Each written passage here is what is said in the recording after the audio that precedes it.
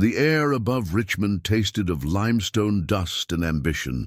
In the spring of 1785, the newly independent Commonwealth of Virginia began construction of its state capital, a temple to Republican ideals designed by Thomas Jefferson himself, modeled after the Maison Carrée in Nîmes, France. It would be the first neoclassical government building in the New World, a physical manifestation of Enlightenment principles, liberty, reason, and the natural rights of man. But beneath the scaffolding and architectural drawings, another foundation was being laid, one built on black flesh, black labor, and black blood. Sarah arrived at the construction site in late April 1785, though she had no say in the matter. She was approximately 25 years old, though no one had ever celebrated her birth. She belonged, legally, completely, irrevocably, to James Copland, a white contractor who had secured a lucrative agreement with the Commonwealth to provide Negro labor for the capital project. In his ledger, she was listed simply as Negro woman Sarah, able-bodied, value $400. The site sprawled across Shockoe Hill, overlooking the James River. Enslaved black men and women moved like dark shadows through clouds of dust, hauling massive stones quarried from the riverbanks, mixing mortar with bare hands that cracked and bled, operating crude pulleys that could crush a body in seconds if the rope slipped. The architecture of freedom required precision. The labor that built it required only endurance. Sarah worked primarily in the mixing pits, a hell of lime, sand, and water where enslaved women spent 14-hour days creating the mortar that would bind Jefferson's vision together. The caustic lime burned through skin, leaving permanent scars on forearms and hands. The dust invaded lungs, causing violent coughing fits that some never recovered from. But productivity was measured in barrels per day, and James Copland was a man who valued efficiency above all else. The overseers, white men hired by Copland, moved through the site with leather whips coiled at their belts like sleeping serpents. They rarely needed to use them. The threat was enough. But when they did strike, they struck to educate. Publicly, viciously, and with the clinical precision of men who understood that fear was the mortar that truly held the system together. Sarah had seen it happen twice in her first month. A man named Jupiter collapsed from heat exhaustion, received 15 lashes for malingering. A woman named Bess, who dropped a bucket of mortar, was stripped to the waist and whipped while the entire workforce was forced to watch. The message was clear. Your body is not yours. Your pain is not yours. Your life is not yours. At night, the enslaved workers were confined in a makeshift compound near the construction site, a cluster of rough wooden structures surrounded by a fence. Men and women were separated. Rations were distributed, cornmeal, a bit of salt pork if they were fortunate, water from barrels that often ran brackish by week's end. Conversation was permitted but monitored. Singing was tolerated as long as it didn't sound like planning. Sarah slept on a dirt floor alongside 9 other women, their bodies so close she could feel their breathing in the darkness. Some whispered prayers. Others simply wept, quietly, into rough blankets that smelled of smoke and sweat. Sarah did neither. She listened. She listened to the rhythm of the night watch, the pattern of footsteps, the intervals between rounds. She listened to the sounds beyond the fence, the river moving south toward the sea, the distant call of night birds, the rustle of wind through pine trees that had been standing long before any white man drew a property line across this land. She listened, and she began to plan. By May 1786, the capital's foundation was nearly complete. The cornerstone had been laid with great ceremony, speeches about liberty, about the noble experiment of self-governance, about a future where tyranny would never again darken these shores. Governor Patrick Henry himself attended, the man who had thundered, "Give me liberty or give me death," just 11 years earlier. Sarah had been there that day, hands wrapped in rags to hide the lime burns, forced to stand silent among the other enslaved workers as white men in powdered wigs celebrated freedom. And in that moment, watching them toast to independence while her people remained in chains, something crystallized inside her, cold and sharp as the limestone she hauled daily. She would run. The decision came on a Tuesday in mid-May 1786, though Sarah would never know the precise date. Enslaved people didn't mark calendars. Time was measured differently, by seasons of planting and harvest, by the phases of the moon, by the intervals between beatings. But she remembered the trigger. A girl named Dinah, no more than 16, had fainted in the mixing pit. The lime dust had gotten into her lungs during a particularly brutal stretch of work, and her body simply surrendered. She collapsed face first into the wet mortar, her thin frame crumpling like a discarded rag. Sarah had been the first to reach her, pulling Dinah's head from the caustic mixture before it could burn her eyes. The girl was barely breathing, her lips tinged blue, her chest rising in shallow, desperate gasps. The overseer, a man named William Petty, whose face was as sharp and cruel as his name suggested, didn't call for help. He didn't summon a doctor or even allow Dinah to rest in the shade. Instead, he kicked the girl's ribs with the toe of his boot and barked, "Get up! You're burning daylight and costing Mr. Copland money." Dinah didn't move, couldn't move. Petty kicked her again, harder this time, and when she still didn't respond, he turned to Sarah with cold, administrative eyes. "Drag her to the fence line. If she's still breathing by evening, send her back to work. If not, tell Copland we need a replacement." Sarah obeyed because disobedience meant death. She and another woman, a field hand named Chloe, carried Dinah's limp body to the edge of the compound and laid her in the dirt beneath a scraggly oak tree. They gave her water. They wiped the mortar from her face. They whispered fragments of prayer. Dinah died 3 hours later, her hand still clutching Sarah's wrist. No bell tolled, no funeral was held. James Copland's ledger recorded the loss with brutal efficiency. Negro girl Dinah, deceased. Cause, lung affliction. Loss, 280s. That night, Sarah didn't sleep. She lay on the dirt floor of the women's quarters, staring at the rough wooden beams above her, and she understood with perfect clarity what her life was. A line item in a white man's accounting book. Her value measured in currency. Her death noted as a financial inconvenience. She thought about Dinah's hand going cold in hers. She thought about the Capitol rising stone by stone on the hill, a monument to liberty built by people who would never taste it. She thought about the overseer's whips and Copland's ledgers and Governor Patrick Henry's speeches about tyranny. And she made her decision. She would run on Sunday. Sunday was the only day the enslaved workers weren't forced into the pits. It was ostensibly a day of rest, though rest was a relative term. There were still chores, still maintenance tasks, still the ever-present surveillance of white overseers. But the rhythm was different, looser.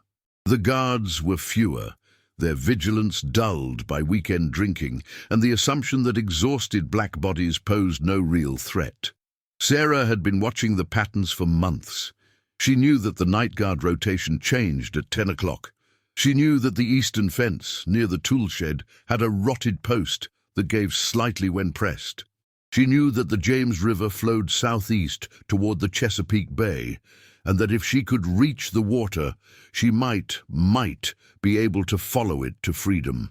She had no map, no compass, no contacts in the network of safe houses that some whispered about in careful coded language. She had only her hands, her will, and the desperate mathematics of survival. Certain death if she stayed, possible death if she ran.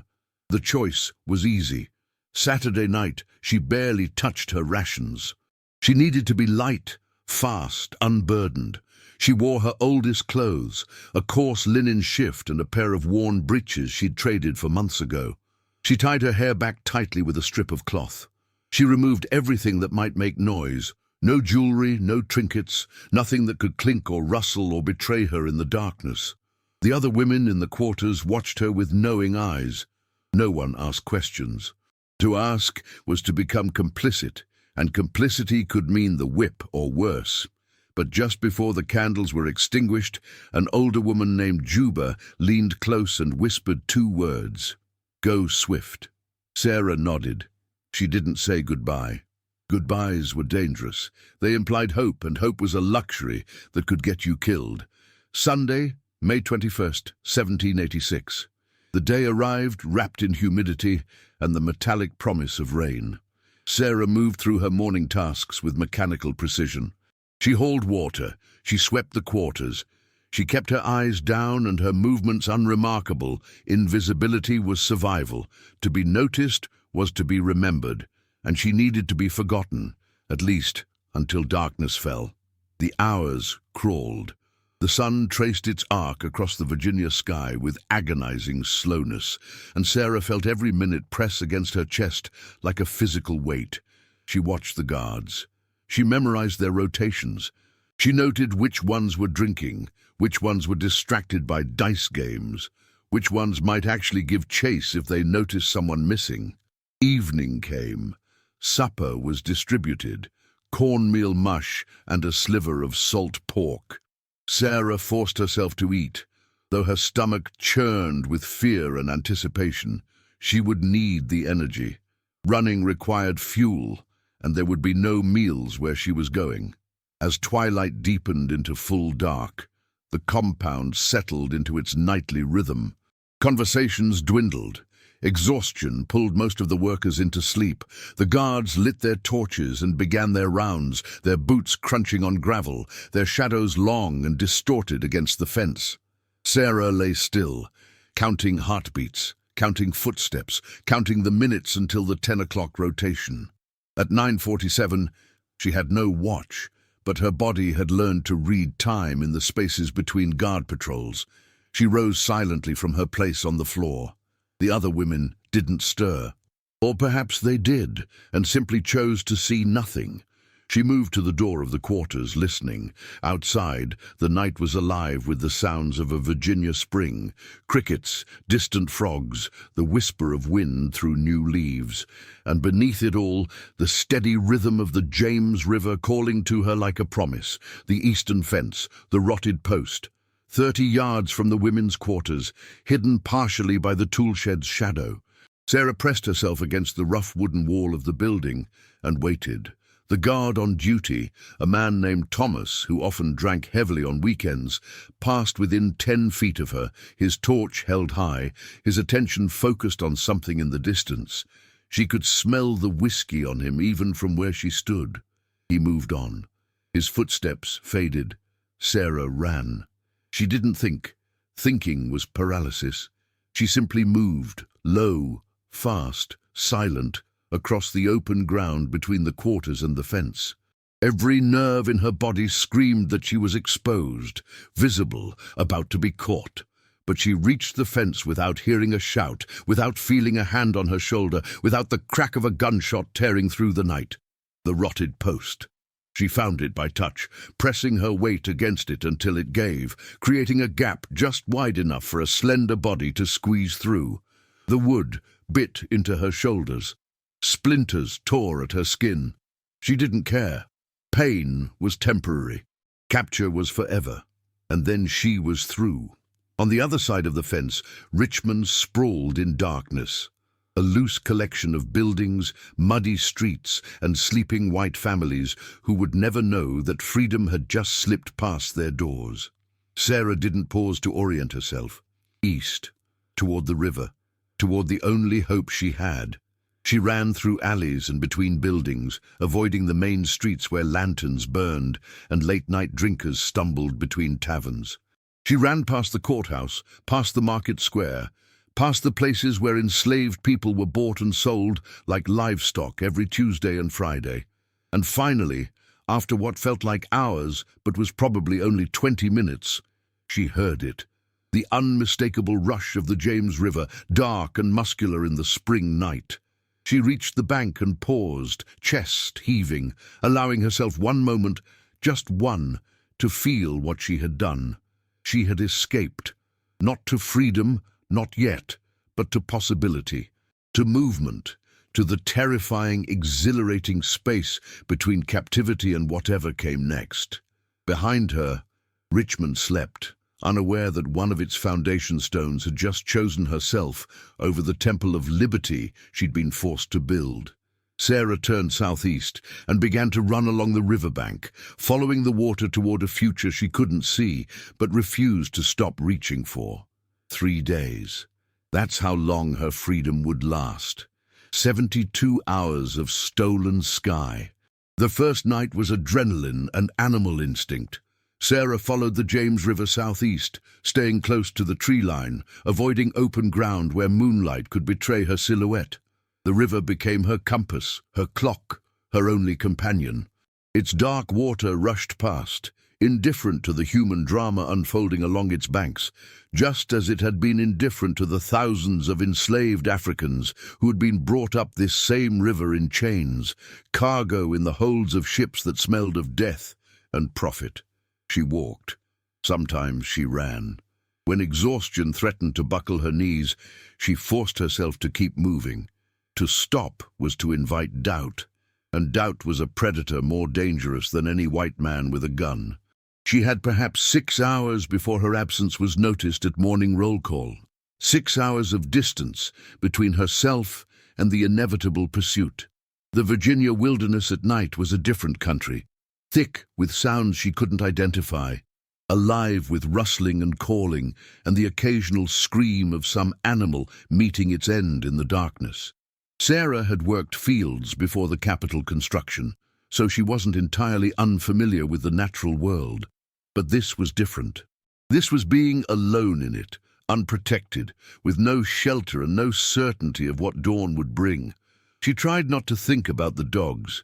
Every enslaved person in Virginia knew about the dogs, bloodhounds trained specifically to track runaways, their noses capable of following a scent trail days old. She had heard stories of people who had run, been caught, been torn apart by the animals before their white masters could even claim the reward for their capture. Don't think about the dogs. Think about water. Think about distance. Think about north. Actually, she wasn't even sure she was going north. Geography had never been taught to enslaved people. Knowledge of the land was a form of power, and power was reserved for white men. But she knew water eventually led somewhere. Rivers flowed to the sea. The sea touched other lands. It was primitive logic, the reasoning of someone who had been denied education but not intelligence. As the first grey light of dawn began to soften the eastern sky, Sarah finally allowed herself to stop. She found a dense thicket of honeysuckle and blackberry vines near the riverbank and crawled inside, ignoring the thorns that scratched her face and arms. The natural canopy provided cover, not perfect, but better than standing exposed in daylight. She didn't sleep. Sleep was surrender. Instead, she entered a state of hyper-alert rest, her body still but her mind cataloguing every sound. Birds waking, insects beginning their daily drone, the distant rumble of thunder that suggested rain before noon. Rain. That would help. Rain would wash away her scent, make the dog's job harder. She waited. Monday morning arrived with humidity so thick it felt like breathing through wet cloth. Sarah could hear Richmond waking up in the distance, church bells, voices, the clatter of wagon wheels on rutted streets. She imagined the scene at the Capitol construction site. Morning roll call, the count coming up one short, James Copland's face darkening as he realized he'd lost $400 of human property. By now, Petty and the other overseers would be searching the compound.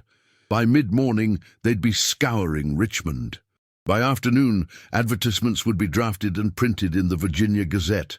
Ran away from the subscriber, a Negro woman named Sarah, about 25 years of age, of medium height, with burn scars on both forearms. Standard language, standard process. The machinery of recapture, well-oiled and efficient. Sarah forced herself to eat the few handfuls of wild berries she'd found near her hiding spot. They were tart and probably not ripe, but her body needed fuel. She scooped water from the river using her cupped hands, drinking until her stomach cramped, knowing she might not get another chance for hours. Then she waited for darkness again. The day passed in a fever dream of heat, thirst, and the constant low-grade terror of discovery. Twice she heard voices on the river, fishermen or traders in small boats. She pressed herself flat against the ground, barely breathing, until the sounds faded. Once a snake, thick-bodied and patterned, slithered within inches of her face. She didn't move. The snake, uninterested in human drama, continued on its way. By late afternoon, the threatened rain finally arrived. It came suddenly, violently, the way spring storms do in Virginia. Sheets of water that turned the world grey and loud. Sarah emerged from her hiding place and stood in the downpour, letting it wash the limestone dust from her skin, the sweat from her hair, the scent from her clothes. Let the dogs try now. When darkness fell again, she resumed her journey. The second night was harder than the first. The adrenaline had worn off, replaced by a bone-deep exhaustion that made every step feel like she was dragging chains. Her feet, wrapped in cloth that had long since worn through, were raw and bleeding. Her stomach, empty except for berries and river water, cramped with a hunger that went beyond physical need. It was the hunger of someone who had never, in 25 years of life, eaten until satisfied. But she kept moving. The river curved and widened, and Sarah followed it with the faith of someone who had no other options. The landscape changed subtly, fewer buildings, more forest, the occasional farmstead set back from the water. She gave these wide berth, even when she smelled food cooking, even when she saw laundry hanging on lines that might have provided warmer clothing. Every white household was a potential trap. Every light in a window represented people who would see her not as a human being seeking freedom, but as stolen property, valuable and returnable for a reward. Virginia law was clear. Any white person who encountered a fugitive enslaved person was legally required to apprehend them. Failure to do so was a criminal offense. The entire social structure of the South was designed to make escape impossible, not just through violence, but through the complicity of every white face, every locked door, every person who saw blackness and assumed criminality. Sarah knew this, every enslaved person knew this, and yet people still ran, because some things were worse than death. She thought about Dinah as she walked, the girl's cold hand slipping from her grip. She thought about Jupiter receiving 15 lashes for the crime of collapsing from heat exhaustion. She thought about Bess, stripped and whipped while dozens watched, her humanity sacrificed to prove a point about property rights. And she thought about the white men in powdered wigs, toasting to liberty while the people who built their temple of freedom died in the lime pits. The second dawn found her perhaps 20 miles from Richmond, not far enough, never far enough, but farther than she'd been. She found another hiding place, this time in a collapsed deadfall near the river, its tangle of fallen trees creating a natural shelter. She crawled inside and finally allowed her body to sleep. It was a mistake. She woke to the sound of dogs, not close, not yet, but unmistakable. The deep, baying howl of hounds on a scent, the sound that had haunted the nightmares of enslaved people for generations. Sarah's body responded before her mind fully processed the threat. Ice in her veins, muscles coiled, every sense suddenly, violently awake. They had found her trail. She didn't know how. Maybe the rain hadn't washed away as much as she'd hoped. Maybe they had dogs that could track through water. Maybe they'd simply been thorough and lucky. It didn't matter. What mattered was the sound getting closer, accompanied now by men's voices, by the crack of branches, by the organized chaos of a hunting party. Sarah ran. She abandoned stealth for speed, crashing through underbrush, splashing through shallow parts of the river, putting distance between herself and the baying hounds. Her lungs burned, her legs screamed. But fear is a remarkable fuel, and she ran like her life depended on it, because it did. She ran for perhaps an hour, maybe less. Time lost all meaning when reduced to heartbeat and breath and the animal imperative to escape. The sounds behind her grew fainter, then louder, then fainter again, as the terrain complicated the chase. And then her foot caught on a hidden root. She went down hard, the impact knocking the air from her lungs, pain exploding in her left ankle. She tried to stand, tried to keep running, but her body refused. The ankle, possibly sprained, possibly broken, wouldn't bear weight. Behind her, the dogs were getting closer. Sarah dragged herself to the base of a large oak tree and pressed her back against it, chest heaving, vision swimming. This was it.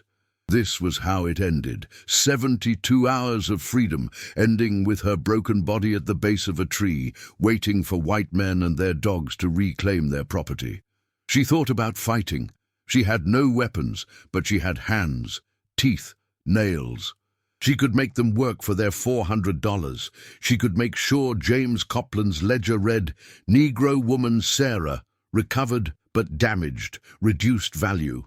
The baying grew louder, branches snapped, men's voices called to each other, coordinating, closing in.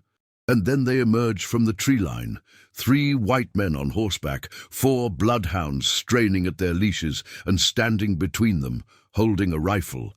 William Petty, the overseer who had kicked Dinah and called her death an inconvenience. Petty's face split into a smile that had nothing to do with joy and everything to do with victory. "Found you," he said simply. Sarah said nothing.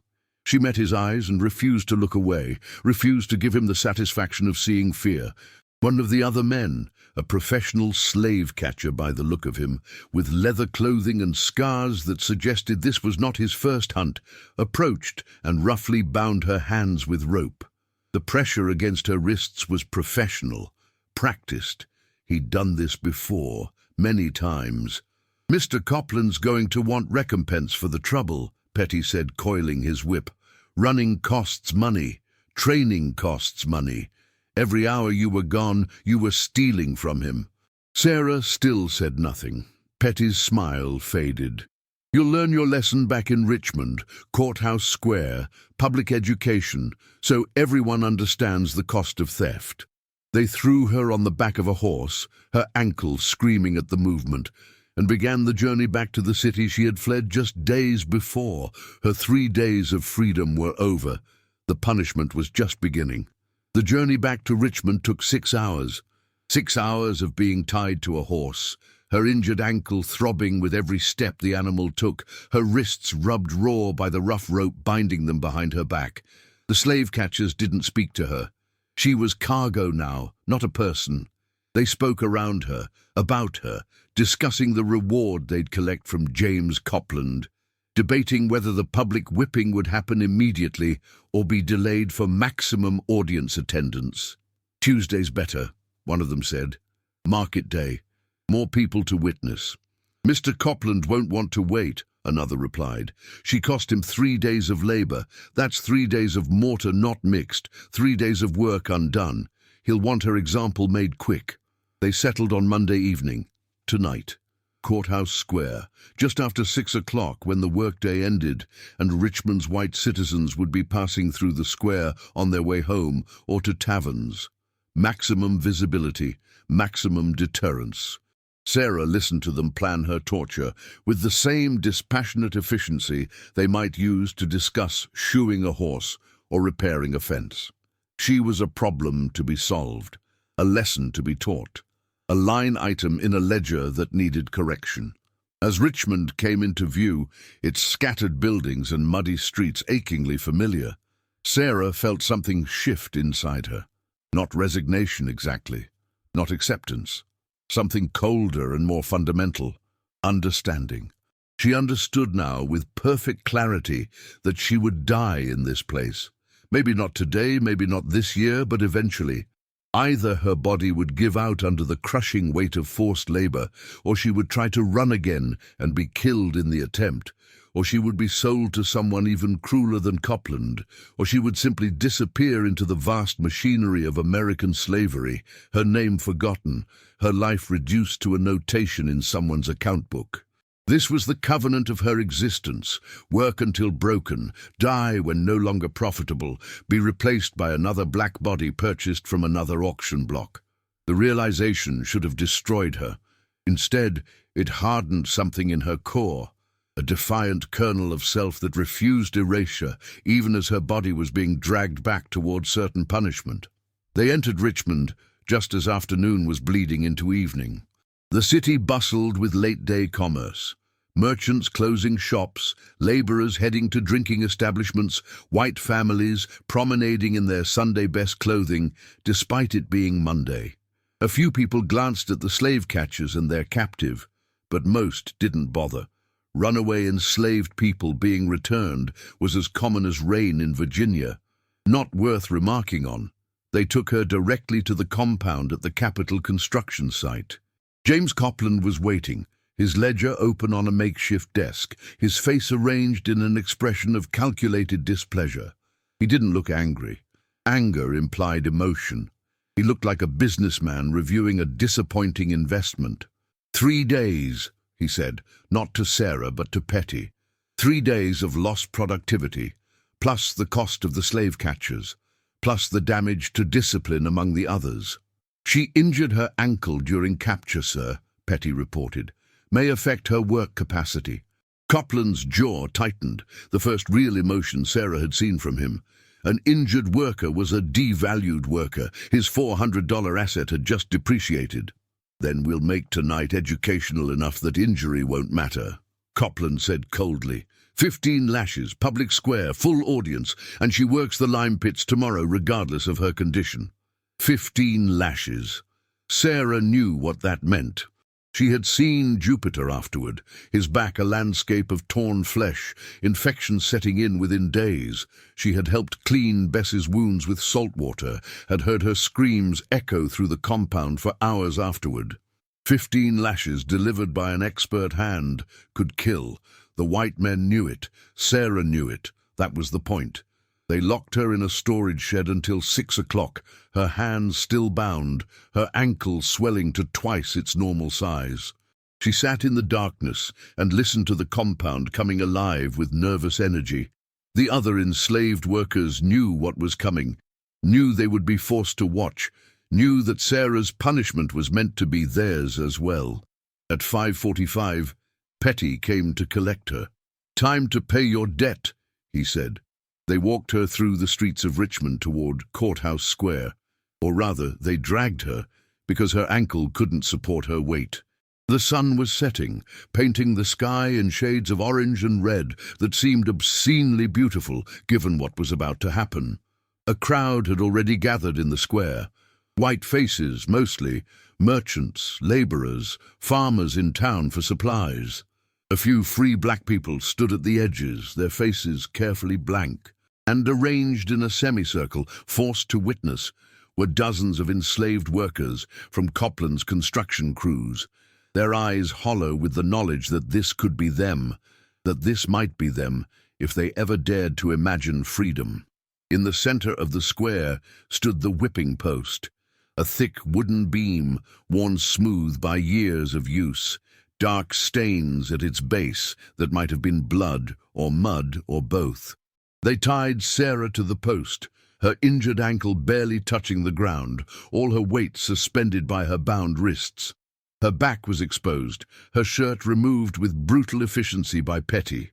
James Copland stepped forward to address the crowd, his voice carrying in the evening air. "Let this serve as education," he announced. "The Negro woman Sarah attempted to steal herself from lawful ownership. She will now pay the legal penalty for theft." He nodded to Petty.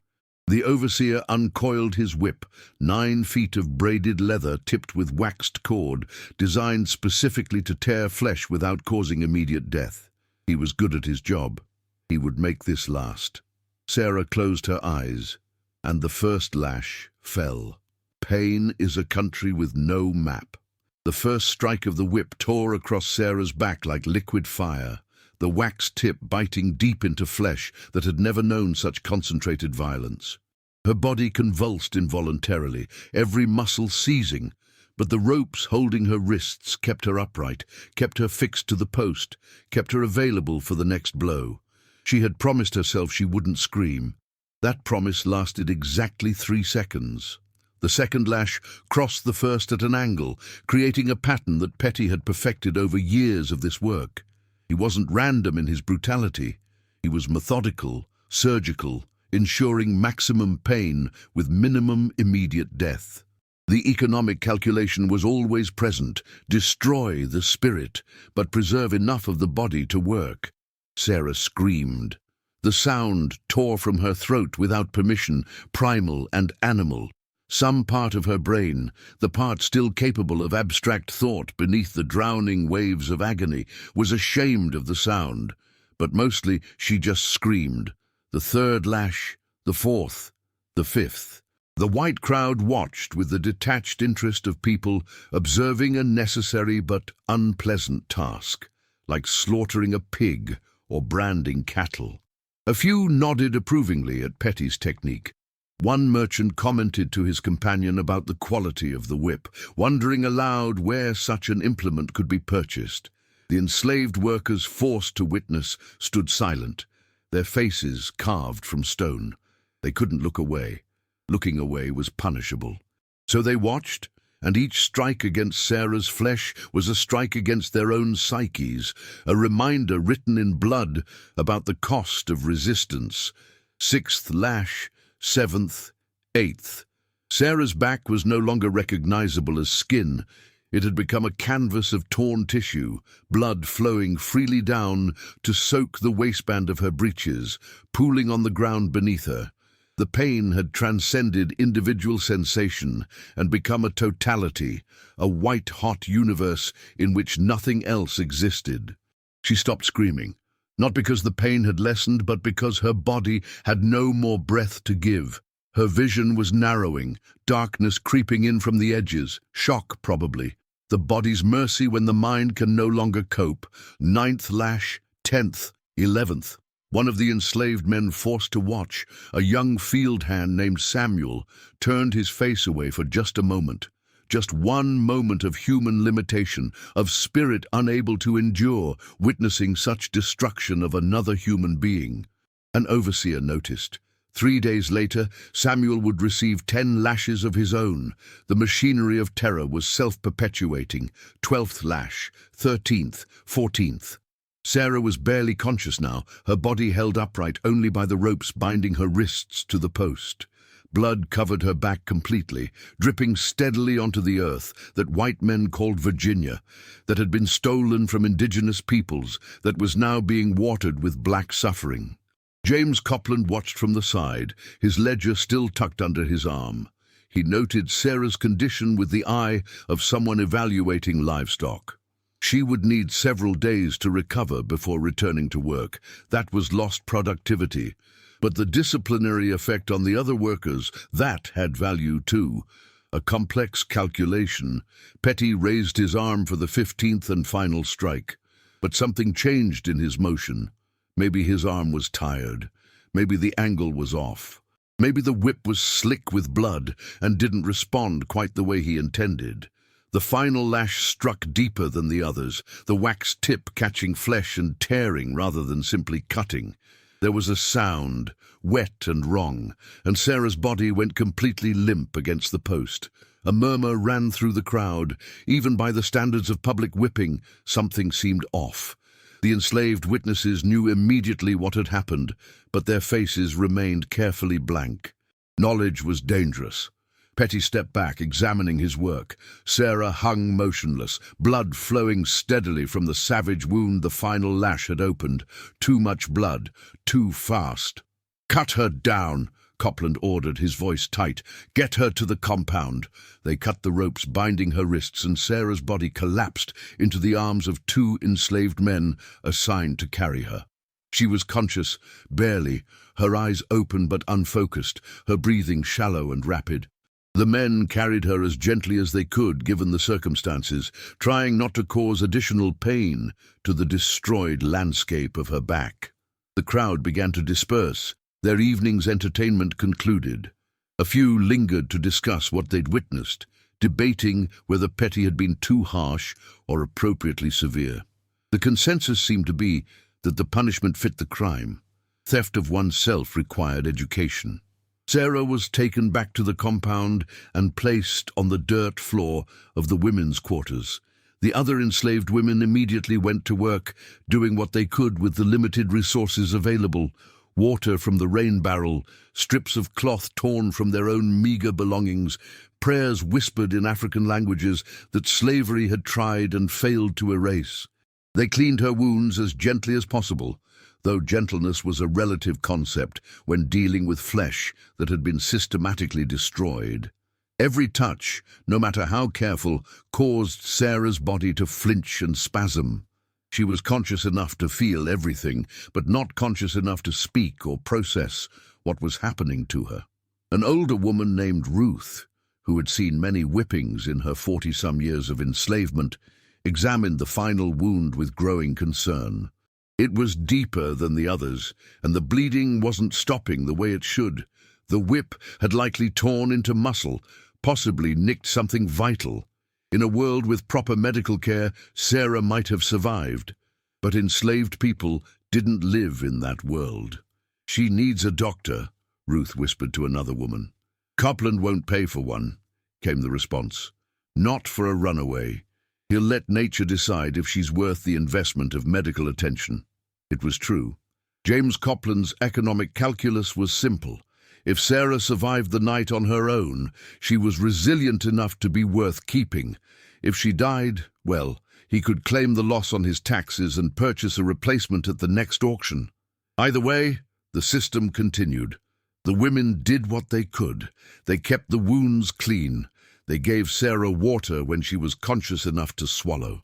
They took turns sitting with her through the night, because no one should die alone, even in a place designed to erase human dignity. Sarah drifted in and out of consciousness, her mind floating through landscapes of memory and delirium. She saw Dinah's face, pale and still. She felt the limestone dust in her lungs. She heard the dogs baying. She tasted the brief, impossible freedom of those 3 days when her body had belonged to herself, and she felt pain. Constant, overwhelming, totalizing pain that rewrote every nerve ending in her body. The hours passed with agonizing slowness. Midnight came and went. The compound was silent, except for the occasional moan from Sarah, the whispered prayers of the women keeping vigil, and the steady rhythm of the night watch outside, white men ensuring their human property didn't escape. Around 3 in the morning, Sarah's breathing changed. It became more labored, more irregular. Ruth recognized the pattern. She had seen it before, in the quarters, in the fields, in the countless places where black people died away from white eyes and white record-keeping. "Get everyone," Ruth said quietly. "She's leaving." The other women woke, gathering around Sarah in the darkness. They couldn't stop what was happening, but they could witness it. They could make sure that when Sarah's spirit left her body, it was surrounded by people who saw her as human, not as property. They sang softly, old songs that had survived the Middle Passage, had survived the auction blocks, had survived everything white America could do to erase African memory. The songs had no words, just melody, just rhythm, just the sound of black women refusing to let one of their own die in silence. Sarah's eyes opened. For a moment, just a moment, they were clear and focused. She looked at the faces surrounding her, at the women who had cleaned her wounds and given her water and stayed with her through the darkest hours. She tried to speak, but no words came, only a small exhalation, barely a breath, and then she was gone. Her body remained, broken and still on the dirt floor of a slave quarter in Richmond, Virginia. But whatever essential spark had been Sarah, the woman who had listened to the rhythms of the night watch, who had planned her escape with meticulous care, who had run toward freedom even knowing the cost, that was no longer present. The women sat in silence for several minutes, bearing witness to the absence. Then Ruth gently closed Sarah's eyes and pulled a threadbare blanket over her body. "She ran," Ruth said quietly, and it wasn't clear if she was speaking to the living or the dead. She ran, and she was free for 3 days. That's more than most of us will ever have. Outside, the first grey light of dawn began to soften the eastern sky. Tuesday, May 24th, 1786. Another workday beginning. The Capitol construction would continue. The foundation of Virginia's freedom would rise higher, stone by stone, mortar by mortar, and James Copland would open his ledger and write, "Negro woman Sarah, deceased, cause, discipline, loss, $400. That was all. No funeral, no acknowledgement that a human being had died in pursuit of the same liberty that white Virginians had fought a war to secure for themselves. Just a notation, a loss, a line item in the endless accounting of American slavery. Morning came with the sound of the work bell, harsh, metallic, indifferent to death. The enslaved workers rose from their quarters, their bodies moving automatically through routines worn deep by repetition. They had perhaps 30 minutes before roll call, before the day's labor began, before overseers with whips and ledgers organized them into crews and marched them to the Capitol site. In the women's quarters, Sarah's body lay covered by the thin blanket. The women who had sat with her through the night were hollow-eyed and silent, but they moved around her corpse with practiced efficiency. Death was not new here. The protocols were understood. Ruth found William Petty before roll call and informed him in the flat, affectless tone that enslaved people used when delivering bad news to white people. "The woman, Sarah, died in the night, sir." Petty's face registered irritation rather than concern. "When?" "Around 3 o'clock, sir." "'Cause the whipping, sir." Petty was quiet for a moment, his jaw working. The economic implications were immediately clear. A dead enslaved person was a loss that would reflect poorly on his competence as an overseer. James Copland would want explanations. There would be questions about whether the punishment had been too severe, whether Petty had damaged valuable property beyond the bounds of acceptable discipline. "She was weak," Petty said finally, his voice defensive. "Her constitution couldn't handle proper correction. That's not my fault." Ruth said nothing. There was nothing to say that wouldn't result in her own punishment. "Have the men take her to the ravine east of the compound," Petty ordered. "Bury her there. Make it quick. I need everyone at the site within the hour. We're behind schedule." "Yes, sir." That was it. That was Sarah's funeral arrangement. A hurried burial in an unmarked ravine, conducted by enslaved men who were already exhausted before the workday began, overseen by no one who cared whether it was done with dignity or reverence. 2 enslaved men, Samuel and a field hand named Isaac, were assigned to the task. They wrapped Sarah's body in the same threadbare blanket that had covered her in death, lifting her with the careful reverence that white overseers never showed. Her body was light, too light. A lifetime of insufficient food had left her slight and fragile, even before the whipping had destroyed her. They carried her east, away from the compound, toward the ravine that served as the informal cemetery for enslaved workers who died during construction. It wasn't really a cemetery. There were no markers, no records, no acknowledgement that human beings were buried there. Just a place where bodies were disposed of when they became inconvenient. The ravine was perhaps 30 feet deep, its sides steep and covered with kudzu and honeysuckle.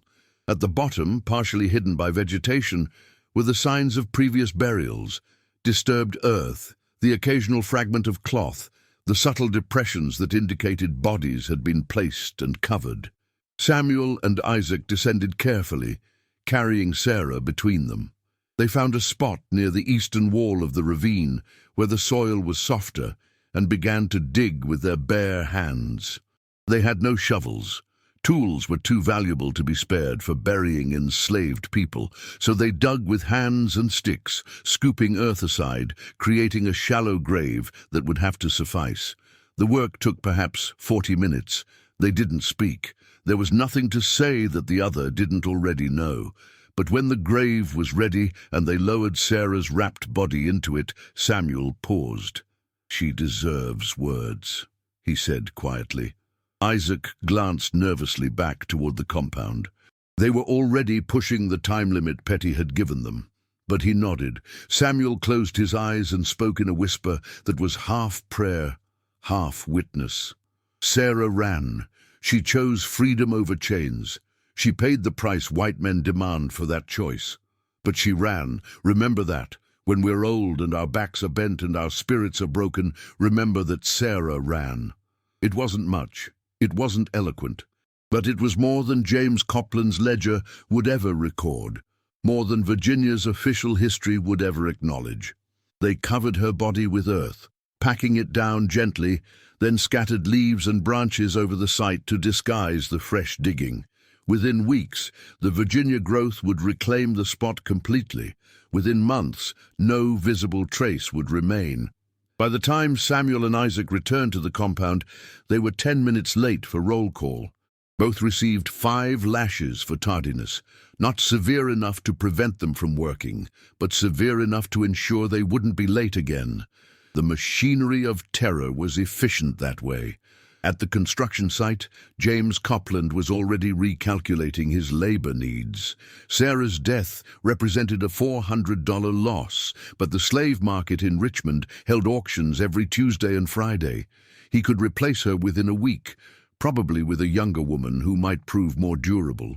He opened his ledger and made the notation with careful penmanship. May 24th, 1786, Negro woman Sarah, deceased cause, disciplinary correction following attempted escape. Original purchase price, $400 loss sustained, $400 replacement budgeted, $350, $425 dependent on market conditions. Below that, in smaller script, he added, note, public correction administered May 23rd witnessed by approximately 60 enslaved workers and 30+ white citizens. Disciplinary effect deemed satisfactory. No additional escapes attempted in subsequent period. From Copland's perspective, Sarah's death had value. Not as much value as her living labor would have provided, but value nonetheless. As education, as deterrent, as proof that the system worked and that white authority could not be challenged without consequence. He closed the ledger and returned to the more pressing concerns of the day. Mortar ratios, stone delivery schedules, the ongoing challenge of constructing a temple to liberty using people who would never be permitted inside it. By mid-morning, Sarah's name was no longer mentioned. By afternoon, her absence was simply absorbed into the workflow. Another woman was moved from stone hauling to the mixing pits. The rhythm continued. The construction advanced. The capital rose higher.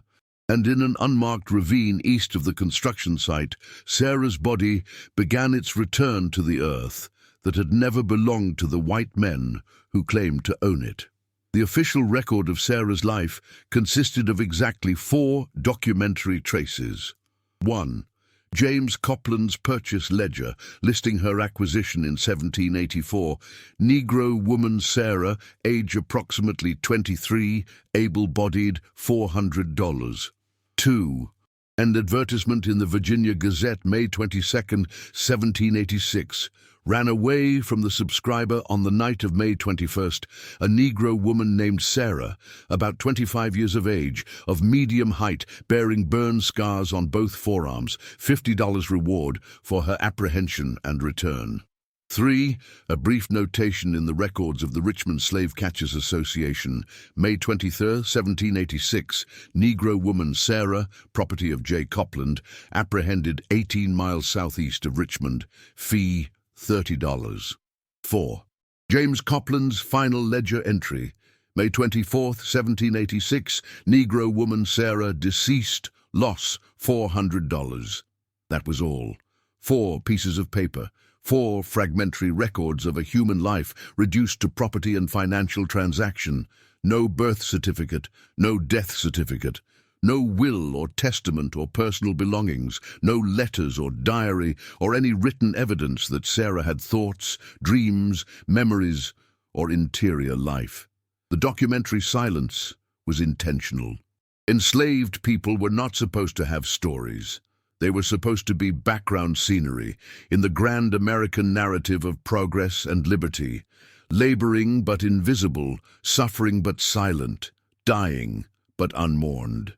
This silence was not an accident of history. It was the design, but silence is never absolute. Even in the absence of official documentation, traces remain.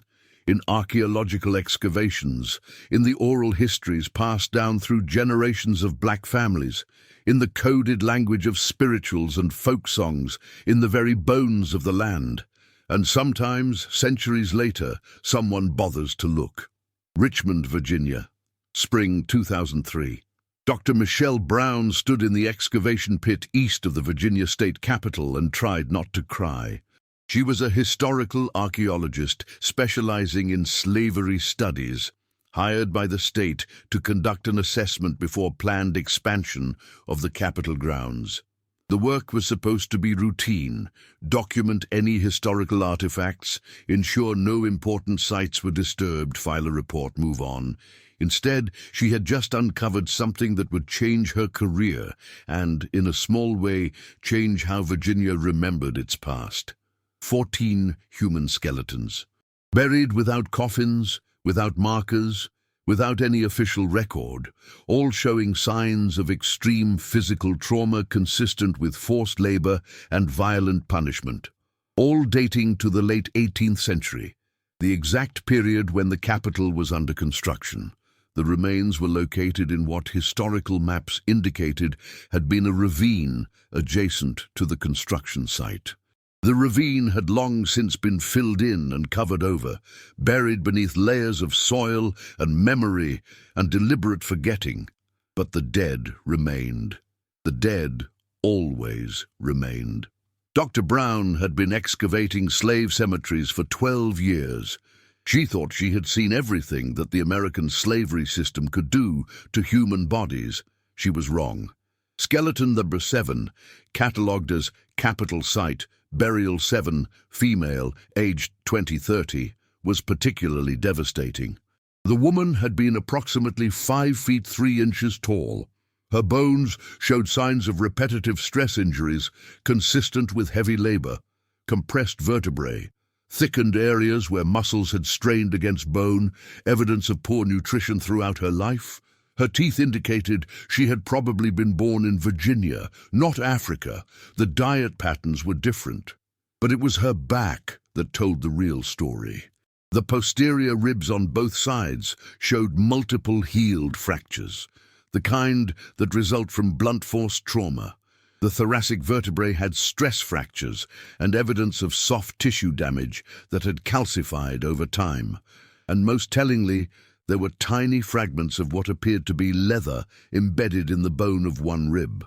Dr. Brown had seen this pattern before in the remains of enslaved people recovered from plantation sites across the South. She knew exactly what it meant. This woman had been whipped, severely and repeatedly. The final whipping had been so violent that the leather tip of the whip had literally broken off in her rib cage. And based on the lack of any healing around that final trauma, the whipping had killed her. Dr. Brown carefully photographed the remains, her hands steady despite the emotional weight of what she was documenting. Each photograph was an act of witness, proof that this woman had existed, had suffered, had died in a specific way at a specific time for specific reasons. Later, back in her lab, Dr. Brown would spend months analyzing the remains. She would use stable isotope analysis to determine the woman's diet, primarily cornmeal and very little meat. She would use bone chemistry to estimate her workload, extreme. She would use trauma patterns to reconstruct the violence she had endured. But even with all the tools of modern forensic science, Dr. Brown couldn't answer the most important question. Who was she? The absence of documentary evidence was maddening. Dr. Brown searched every archive she could access. Construction records, ledgers, newspapers, correspondence. She found references to Negro labor being used in Capitol construction. She found accounts of enslaved people being purchased and sold for the project. She even found a few first names scattered through various documents, but connecting those names to specific individuals, to specific lives, to this specific skeleton lying on her examination table, that proved impossible. Until she found James Copland's ledger.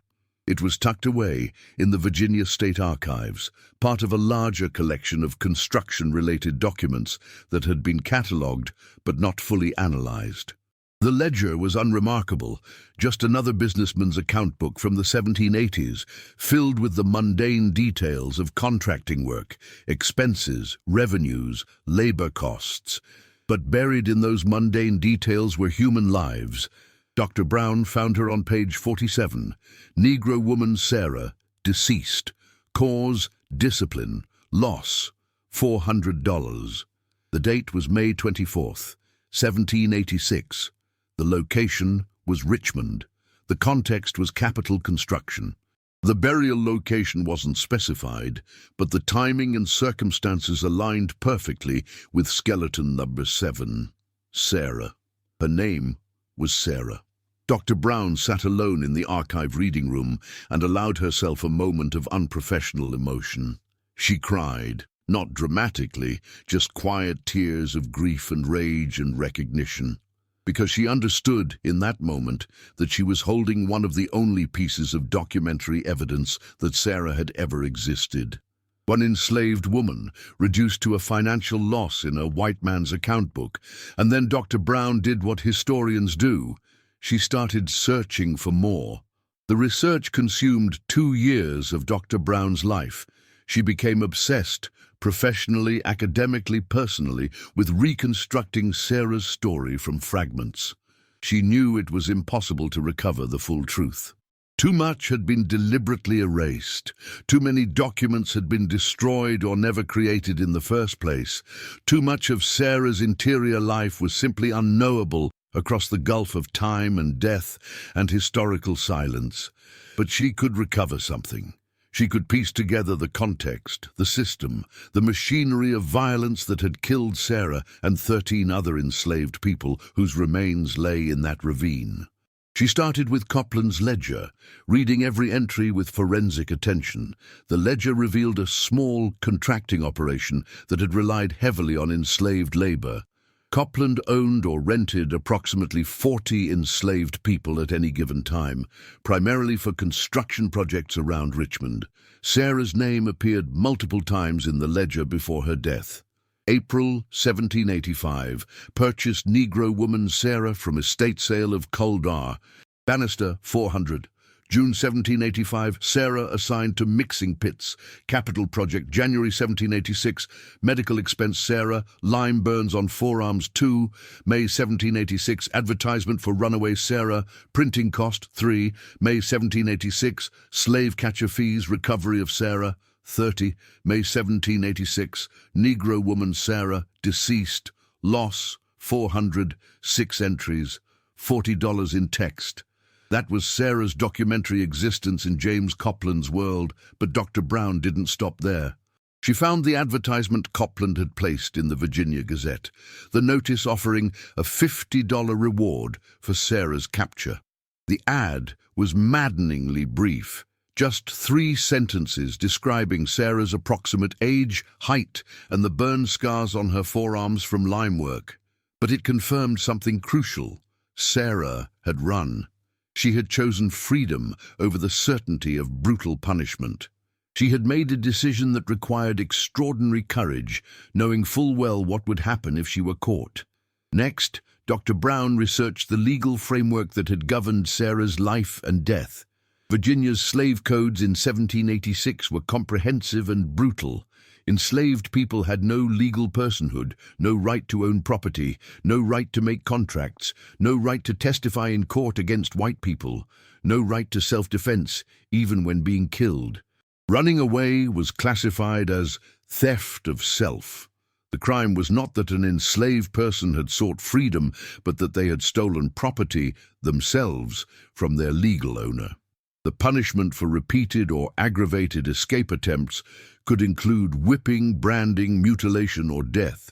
Importantly, Virginia law provided explicit legal protection for white people who killed enslaved people during reasonable correction. As long as the death occurred during the administration of punishment, and as long as a white person testified that the punishment was proportional to the offense, no criminal charges would be filed. In other words, William Petty's whipping of Sarah, even though it killed her, was perfectly legal. James Copland's only recourse was financial. He could theoretically sue Petty for destroying his property, but there was no evidence he ever did. The death was simply recorded as a business loss and forgotten. Dr. Brown also found records of the Capitol construction itself, contracts, progress reports, architectural drawings, correspondence between Thomas Jefferson and the construction supervisors. The documents were filled with soaring language about Republican architecture, about creating a physical space worthy of democratic ideals, about the importance of aesthetics in communicating political values. Nowhere in those documents was there any acknowledgement of the enslaved labor that made the construction possible. The black workers who quarried the stone, mixed the mortar, hauled the materials, and built the foundation were as invisible in the official record as if they had never existed. But Dr. Brown found them anyway, in the margins, in the footnotes, in the accounting ledgers that white men kept for tax purposes. She found them in construction expense reports that listed Negro hire as a line item. She found them in newspaper advertisements seeking to rent enslaved laborers for building projects. She found them in the archaeological record, tools, fragments of pottery, buttons, buckles, and 14 human skeletons bearing the physical evidence of systematic brutality. And she found them in the landscape itself. The ravine where Sarah was buried had been filled in sometime during the mid-19th century, covered over and forgotten. But Dr. Brown used ground-penetrating radar and historical maps to determine its original extent. She estimated that perhaps 50 to 100 enslaved people had been buried there over the decades, workers who died during various construction projects whose bodies were disposed of without ceremony or record. The ravine became a ghost in the landscape, physically absent but historically present, a hidden wound beneath Richmond's streets. Dr. Brown spent months writing her report for the Virginia State Archives. It was supposed to be a dry academic document, just the facts, just the archaeology, just the historical context, but she couldn't maintain professional detachment. Not when she was writing about Sarah, whose bones she had held in her hands, whose death she had documented in forensic detail, whose life had been reduced to 6 entries in a ledger and an unmarked grave. So she wrote the truth. She wrote about the legal system that had classified human beings as property. She wrote about the economic incentives that made brutality profitable. She wrote about the architectural irony of a Capitol building dedicated to liberty being constructed by people held in chains. She wrote about the deliberate erasure of black labor from official histories. And she wrote about Sarah, the woman who ran, the woman who chose freedom, the woman whose death was recorded as a financial loss rather than a human tragedy. The report was 247 pages long. It included forensic analysis, historical documentation, archaeological evidence, and theoretical framing. It was peer-reviewed, academically rigorous, and devastating in its implications. Virginia's Department of Historic Resources published it in 2005 with the title The Foundation of Freedom, Enslaved Labor and the Construction of the Virginia State Capitol, 1785-1788. The report received modest attention in academic circles. A few historians cited it. A few archaeology journals reviewed it favorably. The Virginia legislature issued a brief statement acknowledging the findings and expressing general regret about slavery. And then, as often happens with uncomfortable historical truths, it was quietly forgotten by the majority of people who lived and worked in Richmond, walking past the Capitol every day without knowing the blood that had soaked its foundation. But Dr. Michelle Brown knew. And she made sure that somewhere in the official record, Sarah's name existed as more than a line item in a ledger. She created a database of the 14 individuals buried in the ravine, including everything she could document about their lives and deaths. For skeleton number 7, the entry read, Sarah enslaved woman, approximately 25 years old at death, owned by James Copland, worked on Virginia state capitol construction, 1785-1786, attempted escape, May 21st, 1786, captured May 23rd. Publicly whipped May 23rd, died May 24th, 1786, from injuries sustained during punishment. Buried in unmarked ravine east of construction site, remains recovered 2003. It wasn't much, it wasn't enough, but it was testimony, it was witness. It was proof that Sarah had lived, had fought, had died, and would not be completely erased. The archaeological findings created a problem for the Virginia State Capitol Foundation. The planned expansion of the Capitol grounds, the project that had necessitated Dr. Brown's excavation in the first place, would require disturbing the burial site. But now that the site was documented, now that 14 human remains had been identified, now that media attention was beginning to focus on the story, simply paving over the location and continuing with construction was no longer politically feasible. A debate emerged, quiet at first, but gradually becoming public, about what should be done. One faction argued for full exhumation and reburial. Remove all the remains, conduct proper forensic analysis on each individual, then reinter them in a marked cemetery with appropriate memorial recognition. This was the most respectful option archaeologically, but also the most expensive and time-consuming. Another faction suggested minimal disturbance. Alter the expansion plans to avoid the burial site, install a small historical marker acknowledging the location, and leave the remains in place. This was cheaper and faster, but felt inadequate given the historical significance of the site. A third faction, though they never said this explicitly in public forums, simply wanted the whole issue to go away.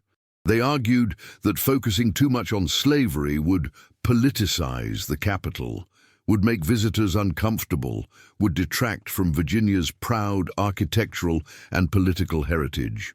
These voices never directly opposed memorialization. They just raised endless procedural concerns and budget questions that had the effect of delaying any action. Dr. Brown found herself unwillingly pulled into this debate. As the archaeologist who had discovered and documented the site, her opinion carried weight. She was invited to speak at legislative committee meetings, at public forums, at historical society gatherings. She always said the same thing. These were human beings who built the foundation of Virginia's government. They deserve recognition commensurate with their contribution and their suffering. In 2007, after 2 years of debate, the Virginia General Assembly passed a resolution formally acknowledging the enslaved labor used in Capitol construction and authorizing funds for a memorial. The vote was closer than it should have been. Several delegates voted against it, arguing that it was unnecessary to relitigate the past, or that the money could be better spent elsewhere. But the resolution passed, and a small memorial was commissioned. The design process took another 3 years. There were debates about tone. Should the memorial be mournful or triumphant? Should it emphasize suffering or resistance? Should it name specific individuals or represent enslaved laborers collectively? Eventually, a design was selected, a simple stone monument installed near the eastern entrance to the Capitol grounds, on land that had once been part of the ravine where Sarah and 13 others were buried. The monument consisted of a granite marker engraved with text and a sculptural element, 14 small bronze plaques arranged in a circle, each bearing a single word, remembered. The text on the granite marker read, "On this site and in the surrounding area, enslaved African Americans labored to construct the Virginia State Capitol between 1785 and 1788. Many were injured or killed during this work. 14 individuals buried nearby were rediscovered in 2003. Among them was Sarah, approximately 25 years old, who died in May 1786 following an attempt to escape bondage. This memorial honors her memory and the memory of all enslaved people who built the foundation of Virginia's government while being denied the liberty it represented. Dedicated October 2010. The dedication ceremony was held on a grey October afternoon. About 200 people attended. State officials, historians, archaeologists, descendants of enslaved Virginians, representatives from various heritage organizations. Dr. Brown was asked to speak. She had prepared remarks, but when she stood at the podium and looked at the memorial, at Sarah's name carved in stone, at the bronze plaques arranged in their solemn circle, her prepared speech seemed inadequate, so she spoke from the heart. Sarah ran on May 21st, 1786. We don't know exactly why that night, why not the week before or the month after, but we know she ran. We know she chose freedom, even though she understood the cost. And we know that when white men recaptured her, they tortured her to death as education for other enslaved people who might dare to dream of liberation. For 217 years, Sarah's death was recorded only as a financial loss in James Copland's ledger. For 217 years, she lay in an unmarked grave while thousands of people walked past this location every day, unaware that the building they admired had been constructed with black blood. This memorial doesn't undo that erasure. Nothing can, but it does something important. It puts Sarah's name in public space. It makes her visible. It acknowledges that the foundation of Virginia's government, literally and metaphorically, was built on the forced labor and systematic brutality inflicted on people who were denied every freedom the capital was designed to celebrate. Sarah lived, Sarah suffered, Sarah resisted, and now, finally, Sarah is remembered. The words hung in the October air. A few people in the audience wiped their eyes. State officials shifted uncomfortably. The speech was more direct than they had anticipated, less focused on reconciliation and healing, more focused on unflinching acknowledgement of violence. But Dr. Brown didn't apologize. She had spent years with Sarah's bones. She had documented the fractures, the stress injuries, the leather fragment embedded in rib. She had read Copland's cold notation of Sarah's death as a $400 loss. She had traced the systemic erasure of Sarah's humanity from every official record. If she couldn't speak truth at Sarah's memorial, where could she? After the ceremony, Dr. Brown stood alone by the memorial for a long time. She ran her fingers over Sarah's name, carved into granite that would last centuries longer than the ledger entry that had once been Sarah's only documentary trace. It still wasn't enough. Memorials never were. They couldn't bring back the dead, or undo the violence, or restore the stolen years of freedom. But they could do one thing: they could refuse to forget. And in the long, bloody history of American slavery, where so much had been deliberately erased, where so many voices had been silenced, where so many lives had been reduced to property and profit, the simple act of remembering was itself a form of resistance. The memorial changed something, though perhaps not as much as it should have. Tourists visiting the Virginia state capitol now occasionally notice the small stone monument near the eastern entrance. Some stopped to read it. Some took photographs. Some moved on quickly, uncomfortable with the juxtaposition of architectural beauty and historical brutality. School groups were sometimes brought to the memorial as part of educational programs about Virginia history. Teachers would read the inscription aloud, explain the context of slavery and forced labor, answer questions from students who were just beginning to understand that the celebrated architecture surrounding them had been built by people held in chains. Did Sarah have a family? A 10-year-old girl asked during one such visit in 2012. The teacher paused, realizing she didn't know. The historical record doesn't tell us that. Why not? Because enslaved people's lives weren't documented the way white people's lives were.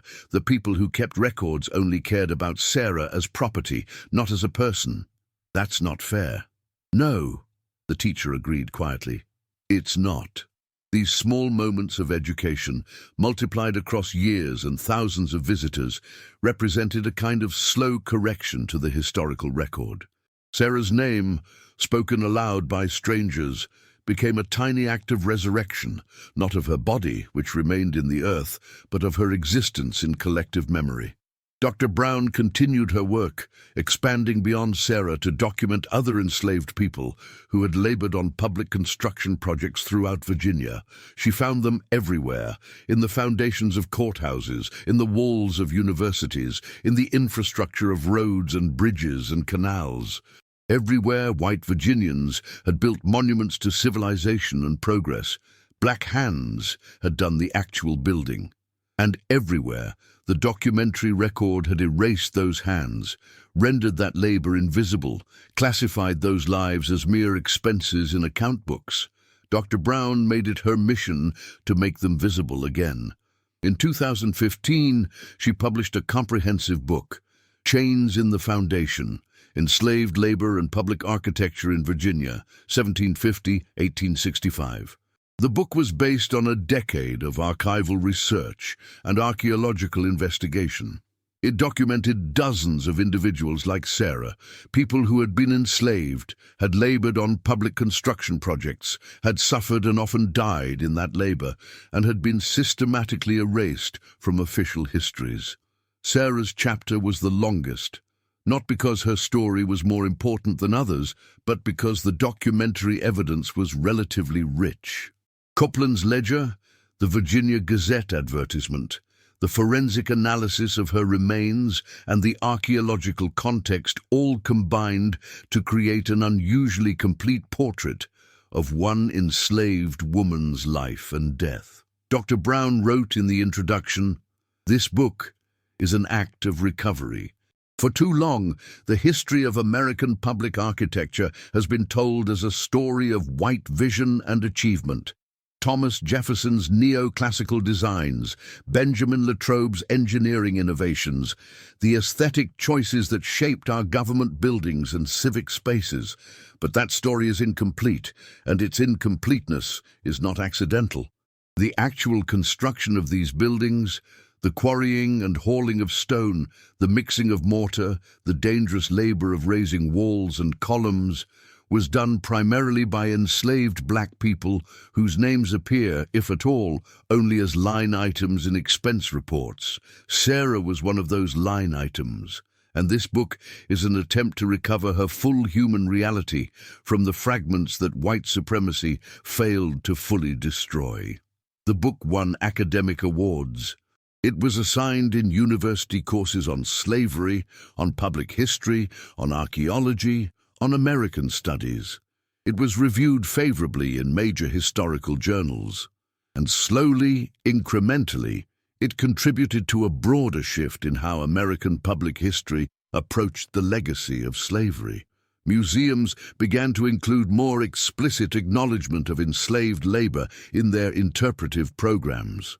Historic sites started identifying by name the enslaved people who had lived and worked on those properties.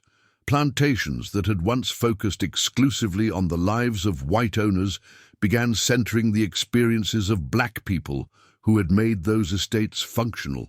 It wasn't a revolution, it was a gradual, often contested recalibration, pushed forward by historians like Dr. Brown, by descendants of enslaved people demanding recognition of their ancestors, by a younger generation of Americans who insisted that historical honesty required confronting uncomfortable truths rather than preserving comfortable myths.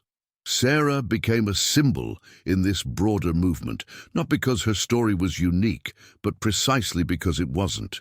She represented the thousands of enslaved people who had built America's infrastructure, while being denied any claim to the nation they were constructing. Her name, recovered from a ledger's financial notation and carved into a memorial stone, became shorthand for all the names that remained unrecoverable. In 2018, the Virginia Museum of History and Culture opened a new permanent exhibition titled "The Labor That Built Virginia." Sarah's story occupied a central position, with displays showing Copland's original ledger, reproductions of the Virginia Gazette advertisement, photographs of the archaeological excavation, and forensic reconstructions of her skeletal remains. The exhibition didn't sanitize what had happened to her. It showed the whip. It explained the legal framework that had made her torture lawful. It displayed the medical analysis of her injuries, the broken ribs, the embedded leather fragment, the trauma patterns that told a story of systematic brutality. Some visitors complained that the exhibition was too graphic, too focused on suffering, too political. Museum administrators received letters demanding that the displays be removed or modified to be more balanced and less divisive. The museum declined. The exhibition remained, unflinching in its presentation of historical violence, because that was the point, not to make white visitors comfortable, but to make them witness. To force confrontation with the fact that the architectural beauty they admired, the governmental institutions they trusted, the historical narratives they had been taught, were all built on a foundation of black suffering that had been deliberately hidden from view. Sarah's memorial became a pilgrimage site for some, particularly for black Virginians whose ancestors had been enslaved, who saw in Sarah's story echoes of their own family histories. They came to stand before the granite marker, to read her name aloud, to place flowers or pour libations, or simply bear silent witness to a life that had almost been erased completely. Dr. Brown visited the memorial regularly. She found it grounding, a physical reminder of why her work mattered. On particularly difficult days, when archives were frustrating or funding was uncertain or academic politics were exhausting, she would drive to the Capitol grounds and stand before Sarah's name. She would think about the woman who had listened to the rhythms of the night watch, who had planned her escape with meticulous care, who had run toward freedom, knowing the cost. She would think about the 3 days Sarah had been free, 72 hours when her body belonged to herself, when she moved through the Virginia landscape as a human being rather than as property. And she would think about the price Sarah had paid for those 72 hours. Public torture, death, burial in an unmarked grave, 217 years of documentary silence. Then she would return to her work, to the endless task of recovering names from ledgers, of excavating graves that no one had bothered to mark, of insisting that the dead be remembered with the full complexity of their humanity, rather than reduced to financial notations in white men's account books. It was frustrating work. It was heartbreaking work. The violence was overwhelming. The erasure was systematic, and the contemporary resistance to full historical reckoning was depressingly persistent. But it was also sacred work, because every name recovered was a small victory against the forces that had tried to render black lives invisible. Every skeleton documented was proof that they had existed, had lived, had mattered. Every memorial installed was a refusal to accept the historical silence that white supremacy had tried to impose. Sarah had run toward freedom. Dr. Brown was running toward truth. Both journeys were dangerous. Both required courage. Both mattered more than comfort or convenience or the preferences of people who wanted history to be less complicated than it actually was. Richmond, Virginia, May 21st, 2026. 240 years after Sarah's escape attempt, the city held a commemoration. It had taken decades of advocacy, but finally, pushed by community organizers, historians, and descendants of enslaved Virginians, the city officially recognized May 21st as Sarah's Day, a municipal observance honoring her life and all enslaved people who had resisted bondage. The ceremony was held at the memorial site. A crowd of several hundred gathered, larger than the 2010 dedication, more diverse in age and background, including multiple generations of families who had been fighting for more complete historical recognition of slavery's legacy in Virginia. Dr. Brown, now in her late 60s, with silver threading through her dark hair, was again invited to speak. She stood at the podium and looked out at the assembly, at the faces reflecting every shade of brown and beige and white, at the young people holding signs reading, "Say her name and remember the foundation." She began, 240 years ago tonight, a woman named Sarah made a decision that would cost her life. She chose to run. She chose freedom over certainty, possibility over survival, her own humanity over the legal fiction that classified her as property. For 3 days, she was free. 3 days when the James River belonged to her, when the Virginia sky was hers to look up at without permission, when her body moved at her own direction rather than at the command of white overseers. Then she was captured, tortured, killed, buried without ceremony in a ravine that was later filled in and forgotten. For 217 years, her death was recorded only as a financial loss, $400, noted in James Copland's ledger with the emotional weight of someone recording a broken tool or a dead horse. But we know better now. We know Sarah was not property. We know her life had value that cannot be measured in currency. We know her choice to run was an act of profound courage and self-determination.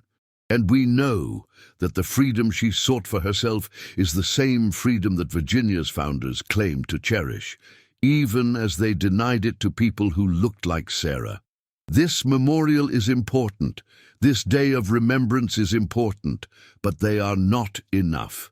They cannot be enough, because Sarah's story is not exceptional, it is representative. For every Sarah whose name we have recovered, there are hundreds whose names remain lost. For every burial site we have excavated, there are dozens more that lie undiscovered beneath roads and parking lots and buildings. The true work of remembering Sarah is not just about honoring one woman who died in 1786. It is about fundamentally changing how we understand American history. It is about acknowledging that the institutions we celebrate, the Capitol buildings, the universities, the infrastructure of civic life, were built with black labor extracted through systematic violence. It is about recognizing that the freedom white Americans enjoyed was purchased with black bondage. And it is about asking ourselves, what does it mean to truly reckon with that history? Not to apologize politely and move on, but to genuinely confront the ways that slavery's legacy continues to shape inequality, injustice, and racial hierarchy in contemporary America. Sarah ran toward freedom. The question for us, 240 years later, is whether we have the courage to run toward truth. The crowd was silent for a moment after she finished, not the uncomfortable silence of people who wished she would stop talking, but the contemplative silence of people processing difficult truths. Then the applause began. It started quietly, almost tentatively, then built into something sustained and heartfelt. People stood, some wept. Young black women in the audience raised their fists, a gesture of recognition, of solidarity across centuries, of refusal to let Sarah's resistance be forgotten. After the official ceremony concluded, a community group performed a ritual that had become traditional at Sarah's Day observances, a libation ceremony honoring Sarah and all the enslaved people buried in the ravine. An elder, a black woman named Margaret Collins, whose grandmother had been born into slavery in Virginia, poured water onto the ground at the base of the memorial while speaking the names of the 14 individuals whose remains had been recovered. Sarah, we remember you. Unknown man, 30, 40 years old. We remember you. Unknown woman, 20, 25 years old. We remember you. Unknown child, 8, 10 years old. We remember you. She continued through all 14 names and then added, and all those whose names we do not know, whose graves we have not found, whose lives were stolen and whose deaths were unrecorded. We remember you. We honor you. We commit ourselves to telling the truth about what was done to you. The water sank into the earth, feeding the grass that grew above the place where Sarah had been buried 2.5 centuries earlier. Dr. Brown watched the ceremony with tears running freely down her face. She was not ashamed of them. This work had earned those tears. Every archive session where she found another ledger entry reducing human beings to property. Every excavation where she uncovered bones bearing evidence of violence. Every moment when the sheer scale of slavery's brutality threatened to overwhelm her capacity to process it. But there was something else in those tears too. Gratitude. Gratitude that Sarah's name had been recovered. Gratitude that her story was being told. Gratitude that 240 years after her death, people gathered to remember her, not as a symbol or an abstraction, but as a specific woman who had lived and suffered and fought for freedom. As the crowd began to disperse, Dr. Brown remained at the memorial. She placed her hand on the granite stone, her fingers tracing Sarah's name as she had done so many times before. "We did it," she whispered to the woman whose bones she had held, whose death she had documented, whose life she had worked for decades to reconstruct from fragments. "Not perfectly, not completely, but we made sure you wouldn't be forgotten. We made sure people would know your name." The May evening settled around the memorial, the same Virginia spring air that Sarah had breathed during her 3 days of freedom. Birds called in the trees. The James River flowed in the distance, still moving toward the sea, and Sarah's name remained, carved in stone, refusing erasure. The broader impact of Sarah's story extended far beyond Richmond. By the late 2020s, her narrative had become a teaching tool in schools across the country, an entry point for educators helping students understand the realities of slavery, the economics of forced labor, and the systematic violence required to maintain human bondage. High school students in Massachusetts read excerpts from Dr. Brown's book. College students in California analyzed the archaeological evidence from Sarah's burial site.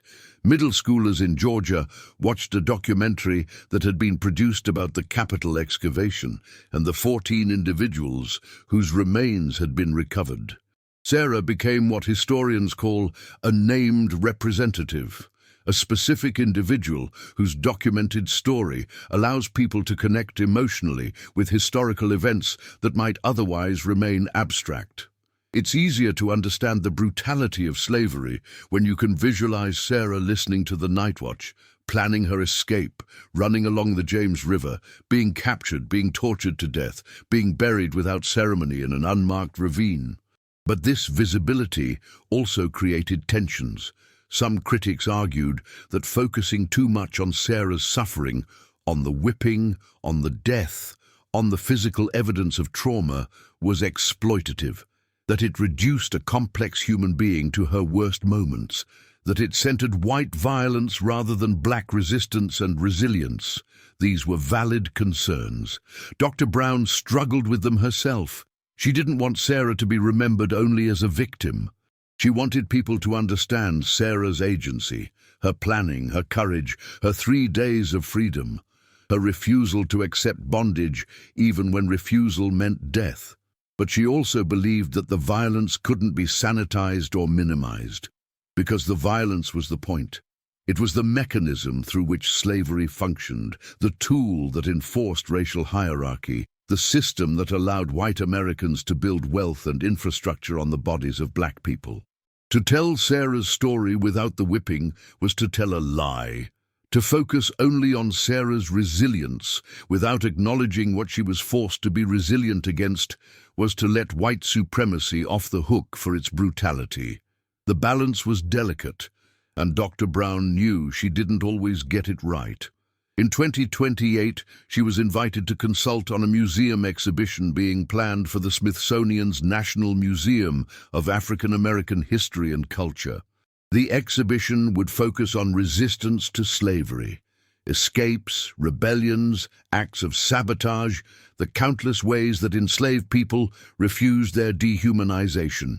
Sarah would be featured as an example of individual resistance, a woman who had run toward freedom despite knowing the cost. Dr. Brown worked with the exhibition designers to create a display that balanced the horror of what had happened to Sarah with the power of her decision to run. They included Copland's ledger, the Virginia Gazette advertisement, photographs of the archaeological site, and forensic reconstructions. But they also included something else, a large text panel featuring a quote Dr. Brown had written specifically for the exhibition. Sarah's 3 days of freedom were not a footnote to her death. They were the culmination of her life, the moment when she claimed her own humanity against a system designed to deny it. When we remember Sarah, we should remember her running. We should remember her listening to the night watch and planning her escape. We should remember her following the James River southeast, moving through the Virginia darkness as a free woman for the first time in her life. Yes, we must also remember what white men did to her when they recaptured her. We must remember the whip, the blood, the death, the unmarked grave, because that violence was real, and it was systematic, and it was legal. But Sarah's resistance was real too. Her courage was real.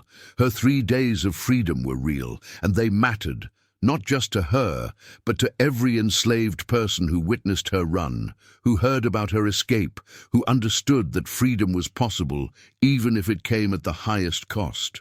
Sarah ran. That is the truth we must center.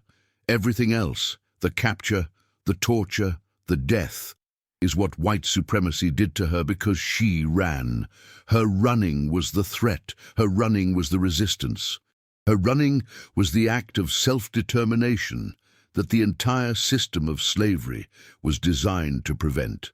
We honor Sarah not by focusing exclusively on her suffering, but by recognizing that she chose freedom knowing full well what the price would be.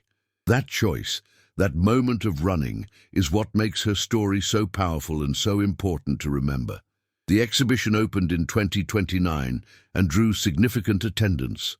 Visitors spent long minutes standing before Sarah's display, reading her story, looking at the forensic evidence, processing the implications. Many left in tears, some left angry, some left transformed. Their understanding of slavery shifted from abstract historical fact to visceral recognition of individual human suffering and resistance. The exhibition traveled to other museums, to Atlanta, to Philadelphia, to Detroit, to Los Angeles. Each location attracted new audiences, sparked new conversations, generated new scholarship building on Dr. Brown's work. And always, at the center of these conversations, was Sarah's name, her story, her decision to run, her 3 days of freedom, her death at the hands of white men defending the system that classified her as property. She became part of the national narrative in a way that would have been impossible when Dr. Brown first discovered her remains in 2003. The cultural conversation about slavery had shifted, not completely, not universally, but enough that there was now space for stories like Sarah's to be told with full honesty about both the resistance and the violence.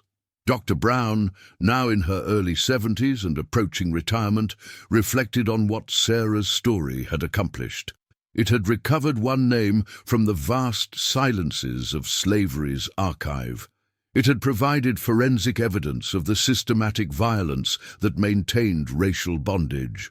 It had offered educators a teaching tool for helping students understand slavery's realities. It had inspired other historians and archaeologists to search for more names, more graves, more stories. It had contributed to a broader cultural shift toward more honest engagement with America's history of racial violence. It had honored one woman's courage and resistance across a span of nearly 250 years. Was it enough? No, it could never be enough. Sarah deserved more than a memorial stone and a museum exhibition. She deserved the freedom she had run toward, the life she had been denied, the justice that 18th century Virginia would never provide. But in the absence of time travel and resurrection, remembering was the best that could be offered.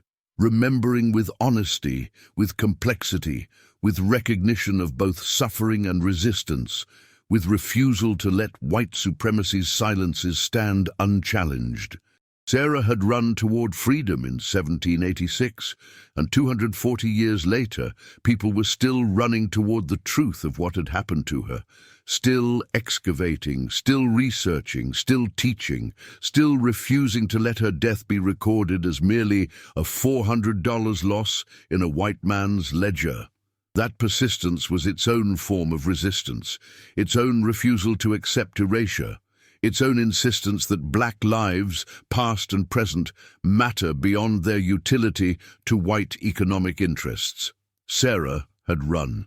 And the truth, partial, incomplete, but growing more comprehensive with each passing year, was finally catching up. The archaeological discoveries in Richmond inspired similar excavations at other historic sites across the American South. Everywhere that public buildings, universities, or infrastructure projects had been constructed in the 18th and 19th centuries, archaeologists began looking for the burial sites of enslaved workers. And everywhere they looked, they found them. At the University of Virginia, Thomas Jefferson's academical village, designed to be a temple of enlightenment and learning, excavations in 2031 uncovered the remains of at least 37 enslaved people who had built the university's iconic rotunda and pavilions. The remains showed patterns of trauma disturbingly similar to what Dr. Brown had documented in Sarah's bones: repetitive stress injuries, evidence of malnutrition, skeletal damage consistent with forced labor, and violent punishment. At the South Carolina State House, ground-penetrating radar identified what appeared to be a mass burial site containing perhaps 50 individuals dating to the construction period of the 1850s. The state authorized excavation, and forensic analysis confirmed that the deceased had been enslaved workers, men, women, and children who had died building the seat of government for a state that would, within a decade of the building's completion, lead the secession movement and plunge the nation into civil war over the preservation of slavery. At Mount Vernon, George Washington's plantation estate, archaeologists discovered burial sites that had been paved over in the early 20th century when the property was developed as a tourist destination. The graves contained remains of enslaved people who had lived and worked on the plantation, people whose labor had made Washington's genteel lifestyle possible, whose names appeared in his ledgers as assets and expenses, whose graves had been literally paved over so that white tourists could visit without being confronted by uncomfortable truths about the first president's wealth being built on black bondage. Each excavation followed similar patterns: discovery, forensic analysis, documentation, public controversy, eventual memorialization. Each site told a version of the same story Sarah's bones had told: systematic violence, forced labor, premature death, deliberate erasure. And each excavation cited Dr. Brown's work on Sarah as methodological precedent. Her techniques for forensic analysis, her approach to archival research, her framework for ethical memorialization, all became standards in the emerging field of slavery archaeology. By the mid-2030s, there was enough data from enough sites to begin conducting comparative analysis. Researchers could now map patterns of violence across regions and time periods. They could identify which types of labor were most likely to result in skeletal trauma. They could document how punishment practices varied by geography and decade. They could quantify, in cold numerical terms, the physical cost of building America's infrastructure on enslaved bodies. The numbers were staggering. Conservative estimates suggested that at least 2,000 enslaved people had died during the construction of major public buildings in the American South between 1750 and 1865. Another 5,000 to 8,000 had likely died in canal and railroad construction. Tens of thousands more had died in agricultural labor, though those remains were more dispersed and harder to recover archaeologically. The sheer scale of the death toll, the industrial-level destruction of black lives for white profit, was difficult to comprehend. Sarah was one person among thousands, her story notable only because enough documentation had survived to allow reconstruction. But her story remained symbolically central because she was the first. The first of these construction site burials to be fully excavated and documented in the modern era. The first to receive extensive forensic analysis. The first to be memorialized with full acknowledgement of the violence that had killed her. Sarah had become, in an important sense, the ancestral figure for an entire movement toward more honest engagement with slavery's material legacy. Dr. Brown, now elderly and serving primarily as a consultant and mentor to younger archaeologists, watched this explosion of research with satisfaction and grief intermingled. Satisfaction because the work was happening, because names were being recovered, because the silences were being broken. Grief because every excavation revealed more violence, more suffering, more evidence of how thoroughly American prosperity had been built on Black Death. In 2035, she published her final book, After Sarah, 3 Decades of Excavating Slavery's Graves. It was part memoir, part methodological guide, part philosophical reflection on what it meant to spend a career documenting historical violence. She wrote in the epilogue, I have spent 35 years excavating the graves of enslaved people. I have held hundreds of bones bearing evidence of trauma, whip marks, stress fractures, signs of malnutrition and disease. I have read thousands of ledger entries reducing human beings to property values. I have documented burial sites that were paved over, forgotten, deliberately erased from landscape and memory. This work has broken my heart repeatedly. There were days when I wanted to stop, when the weight of all that suffering felt unbearable, when I questioned whether digging up these graves was an act of respect or violation. But then I would think about Sarah. I would remember standing in that excavation pit in 2003, uncovering her bones, seeing the evidence of what had been done to her. I would remember finding her name in Copland's ledger, just a line item, just a financial loss. I would remember the 17 years of silence, the deliberate erasure, the violence compounded by forgetting, and I would understand that this work matters, not because it changes the past, nothing can do that, but because it changes the present. It forces contemporary Americans to confront the truth about how this nation was built. It refuses to let white supremacy's silences stand unchallenged. It insists that black lives, even black lives reduced to property and destroyed by violence, be recognized as fully human, worthy of remembering, deserving of justice, even when justice can only take the form of belated acknowledgement. Sarah ran toward freedom. I have spent my career running toward truth. Both journeys are difficult. Both require courage. Both are necessary if we are to build a future less shaped by the lies and silences of the past. The book was Dr. Brown's last major publication. She retired shortly after its release, moving to a small house in Richmond within walking distance of Sarah's memorial.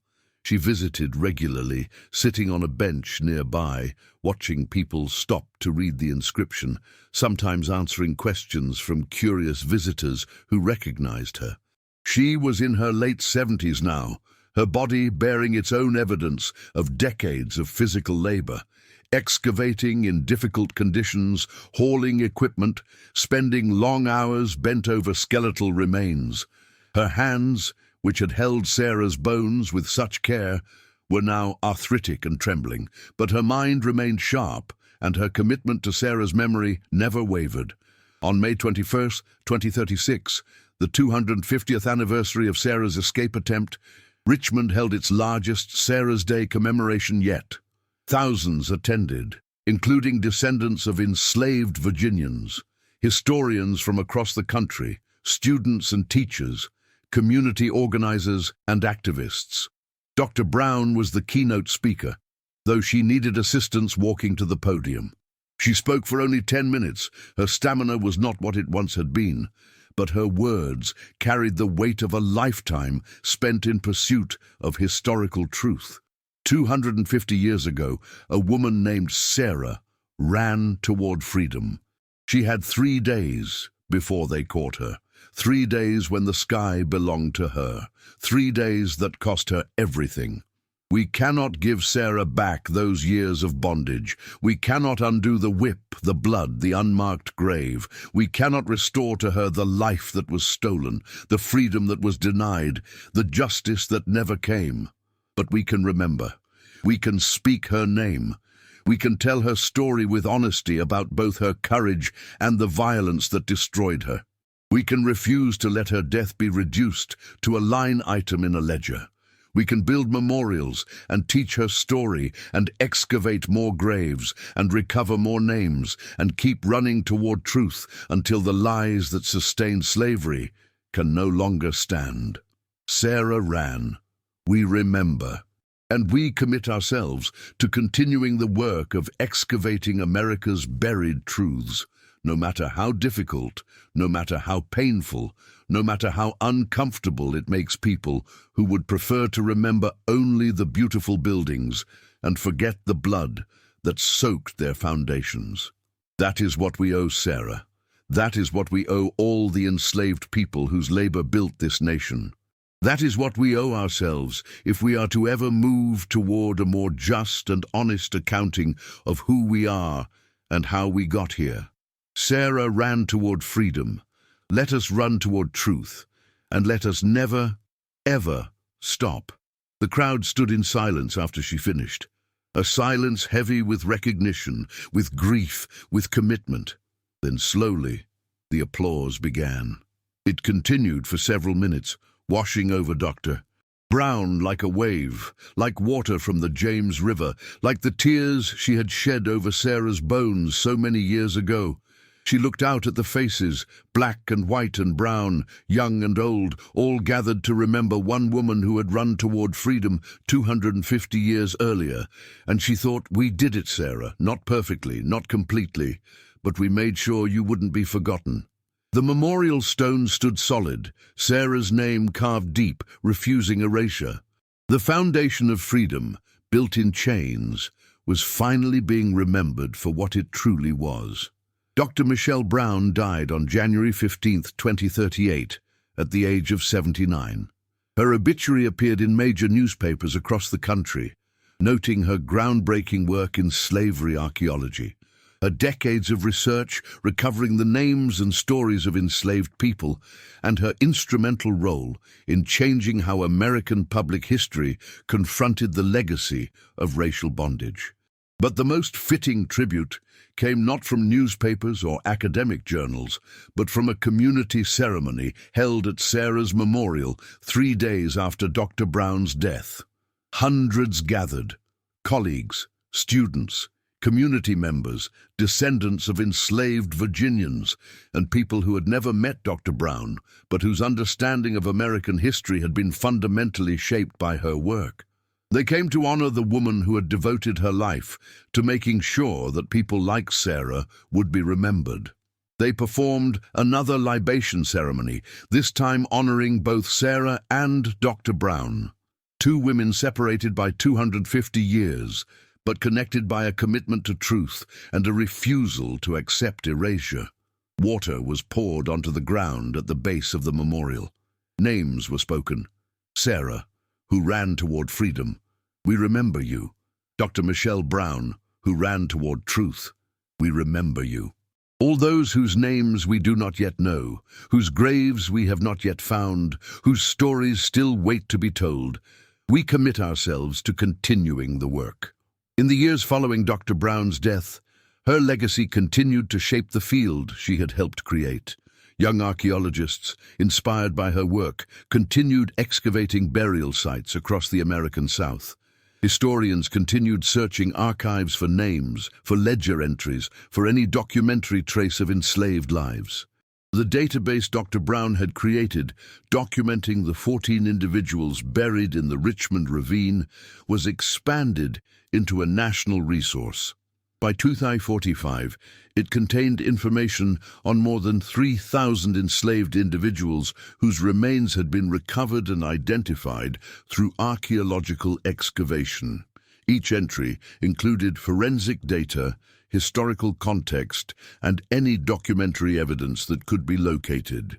Sarah remained entry number 1, the first fully documented case, the foundation on which everything else had been built.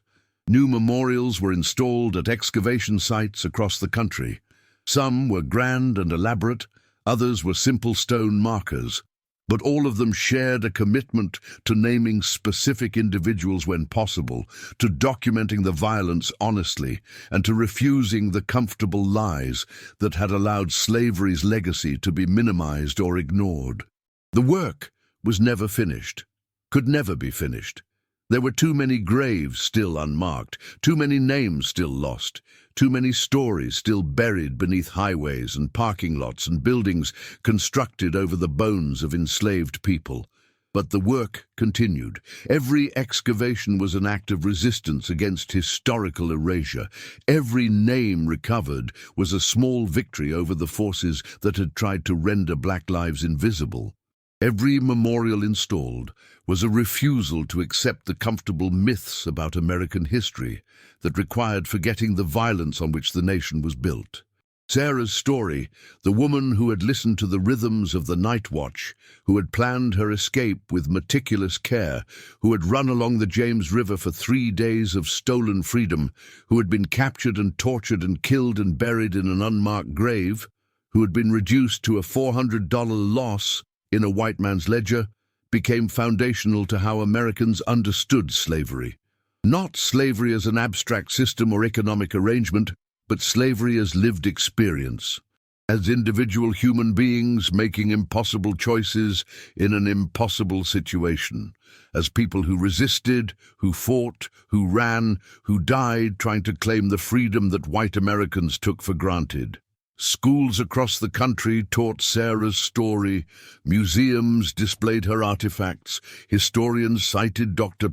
Brown's excavation as the beginning of a new era in public history, an era characterized by unflinching honesty about racial violence, by centering black experiences and perspectives, by refusing to let white comfort dictate which truths could be spoken aloud.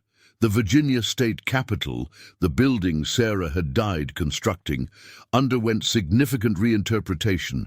New signage acknowledged the enslaved labor that had built it. Tours began, including substantial discussion of the 14 individuals buried in the nearby ravine. The building's architectural beauty was no longer presented as a pure triumph of design and engineering, but as something more complicated. A monument to both human creativity and human brutality, a space where ideals of liberty existed in brutal tension with the reality of systematic violence against black people. Some visitors found this new interpretation uncomfortable. They wanted to admire the building without having to think about Sarah's blood soaking into its foundation. They wanted history to be simpler, less morally ambiguous, easier to celebrate without complication. But history was not simple. It was not comfortable. And the discomfort was the point. Because Sarah had been uncomfortable every day of her life in bondage. Uncomfortable in the lime pits that burned her skin. Uncomfortable under the surveillance of white overseers. Uncomfortable carrying stones for a building dedicated to freedom while being denied any freedom herself. Uncomfortable knowing that her body was classified as property, that her life had value only insofar as it generated profit for white men, that her death would be recorded as a financial loss rather than a human tragedy. If white Americans could not sit with the discomfort of learning about that reality, if they could not tolerate the moral complexity of recognizing that their admired historic buildings were constructed through systematic violence against black people, then they were not ready for the honest reckoning that justice required. Sarah's memorial stood as a permanent challenge to that comfortable ignorance. Her name, carved in granite, refused to let visitors forget. The inscription, unsparing in its description of her death, refused to sanitize the violence. The memorial's very existence insisted that Black lives matter enough to remember, to mourn, to integrate into the national narrative, even when that integration required confronting uncomfortable truths. By the 250th anniversary of Sarah's death, May 24, 2036, the memorial had become one of the most visited sites in Richmond. More people stopped to read Sarah's story than visited many of the city's other historic landmarks. Her name had achieved a kind of immortality that would have been unimaginable in 1786, when James Copland closed his ledger and moved on to the next business transaction. The irony was profound. Sarah, who had been denied all recognition in life, who had been classified as property worth $400, who had died an anonymous death intended to terrorize other enslaved people into submission, Sarah had become more historically significant than many of the white men who had enslaved her. James Copland was remembered, if at all, only as the man who had owned and killed Sarah. The overseer William Petty was remembered only as the man who had wielded the whip that tore her flesh. The white citizens who had watched her torture as evening entertainment were remembered only as passive witnesses to brutality. But Sarah was remembered as a woman who had run toward freedom, who had listened and planned and seized her moment, who had claimed 3 days of liberty in a life otherwise defined by bondage, who had paid the ultimate price for that choice, who had refused to be forgotten. Her story had outlived her torturers. Her name had outlasted her oppressors. Her memory had defeated the silence that white supremacy had tried to impose, and that memory continued to do work in the world, educating, challenging, inspiring, refusing to let comfortable lies stand unexamined. Sarah had run toward freedom in 1786. The truth about what happened to her, recovered, documented, memorialized, taught, was still running in 2038 and would keep running as long as people committed themselves to honest engagement with America's history of racial violence. That was Dr. Michelle Brown's final gift. Not just the recovery of Sarah's name, but the creation of a methodology and a movement that ensured the work would continue long after her own death. The foundation of freedom had been built in chains, but the foundation of historical truth was being built through excavation, documentation, and the refusal to forget. Sarah's name remained carved in stone. Dr. Brown's legacy remained, carried forward by scholars and students and community members committed to the work. And the truth, partial but growing, incomplete but expanding, difficult but necessary, continued its slow march toward full acknowledgement of who built America and at what cost. The memorial stood. The work continued. The dead were remembered. And in that remembering, however belated and incomplete, there was something that approached justice. Not the justice Sarah deserved. That would have been freedom, life, dignity, the right to exist as a human being rather than as property, but the justice of truth, the justice of memory, the justice of refusing to let her death be reduced to a line item in a ledger. Sarah ran. We remember. The work continues.